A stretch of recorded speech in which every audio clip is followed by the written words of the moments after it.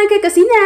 Ako po ulit si Ate Angel ng Kusina ni Angel, and for today's video, tuturuan ko po ulit kayo ng another dessert or kakanin recipe na baka hindi mo pa nagagawa or nasusubukan sa iyong kusina, kaya't panoorin ang buong video dahil madali lang po ito. So, bali dalawa po yung ginawa ko dito na example sa inyo. Meron akong round na Llanera style. Naglagay ako dyan ng 1/4 cup na wash sugar, pero pwede kayong gumamit ng white. And then, lulutuin lang po natin yan, yung ating sugar, hanggang sa mag-caramelize. Dapat po light brown lang yung magiging kulay niya para po hindi naman ito maging mapait. So, kapag naluto na yan, set aside lang natin ito. Bago, pwede rin tayong gumamit ng medium or large size ng Llaneras. Naglagay lang ako dito ng 2 kutsara ng asukal, and then ganun lang din po, lulutuin lang natin ito. Hintayin natin yung mag-caramelize. Pinakamahinang apoy po dapat para hindi tayo maging mapait or masunugan ng ating asukal. So kapag naluto na natin yan, set aside natin to bago umpisahan na po natin yung ating mixture.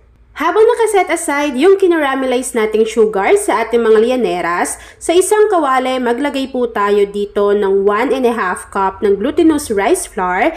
Take note na hindi pa nakabukas yung apoy sa ating kalan. Kapag nailagay na natin yung ating glutinous rice flour, nakalimutan kong maglagay ng 1/4 cup na cornstarch, pero ipapakita ko pa yan sa video. Kapag nailagay na yung ating glutinous rice flour, tutunawin po natin ito sa 2 lata ng evaporated milk na merong tig 370 ml. So kapag nailagay na natin yung ating evaporated milk, ayan, so dito ko pa lang nailagay yung 1/4 cup na cornstarch, pero pwede nyo na yung isabay doon sa glutinous rice flour.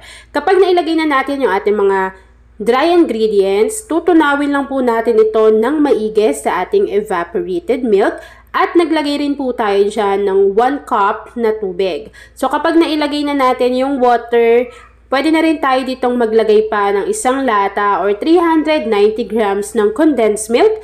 After adding ng ating condensed milk, naglagay din po tayo dito at least ½ teaspoon ng vanilla essence at pinch of salt para po maging balanse yung lasa ng gagawin nating kakanin or dessert recipe. Ayan. So, tunawin yung ating mga dry ingredient, and then after po nun, kapag natunaw na yung mga yan, pwede na tayo ditong maglagay ng buko. So, yung buko na pipiliin ninyo, dapat yung pang salad lang, yung medyo malambot, yung para ba siyang pang buko pie. Yan, dapat ganun lang yung kanyang consistency. Pwede kayong gumamit ng 1 piraso lang para dito sa ating recipe. Kaya lang ako 2 yung nabili ko kaysa masayang or masira yung isa, isinama ko na dito lahat.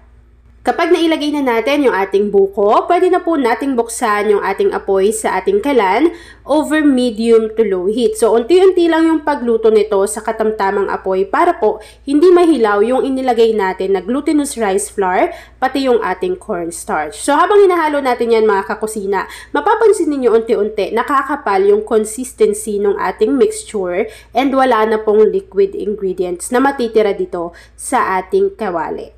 Yan. So, habang hinahalo ko yan at hinihintay na makuha yung tamang consistency, please don't forget to like and follow yung ating Facebook page, Kusina ni Angel. Kung meron ka ring Instagram, paki-follow na rin ako doon, Kusina ni Angel. At kung gusto mong matuto pa ng iba pang mga recipes, o kaya naman gusto mo mag-share ng mga niluluto mo everyday, pwede kang sumali sa ating Facebook group. Andyan lang po yan sa ating Facebook page. At ayun na nga mga kakusina, kapag nakuha na natin yung ganitong klase ng consistency, naglagay lang po tayo dito ng 2 kutsara ng butter. Pwede kayong gumamit ng margarine. And then after po noon, hahaluin lang natin ito hanggang sa matunaw. Tapos yung mga Llaneras na nilagyan natin kanina or pinag-caramelizean natin ng sugar, pinahiran ko lang yun ng butter or margarine para hindi tayo mahihirapan mamaya na i-unmold yung ating dessert or kakanin. So kapag nakuha na natin yung ganitong consistency, natunaw na yung ating butter dito sa ating kawali, pwede na po natin tong direct isalin dito sa ating mga Llaneras, and then kapag naisalin na natin to dito, flatten lang natin yan. Tapos, hihintayin natin tong lumamig at mag-set. And then, after po nun, ipapakita ko na sa inyo kung ano yung natapos nating easy dessert or kakanin recipe. At ayun na nga mga kakusina, kapag lumamig na po yung ating niluto kanina na mixture, ganito po yung kanyang magiging itsura. So, ita-transfer lang natin ito sa ating plato bago pwede na po natin tong i-enjoy. At ayan na mga kakusina, tapos na naman po ang ating easy dessert or kakanin recipe na mala buko pie. Kung nagustuhan mo yung ating video, please like and share this video. At kung hindi ka pa nakakapag-subscribe sa ating YouTube channel na Kusina ni Angel, please click subscribe button, click mo na yung notification bell, click all para lagi kang updated sa bawat ina-upload kong mga videos. Yun lang mga kakusina. Thanks for watching and enjoy this video. Paki-like and share na po yung ating video lalo na kung isa ka sa buko or kakanin lover.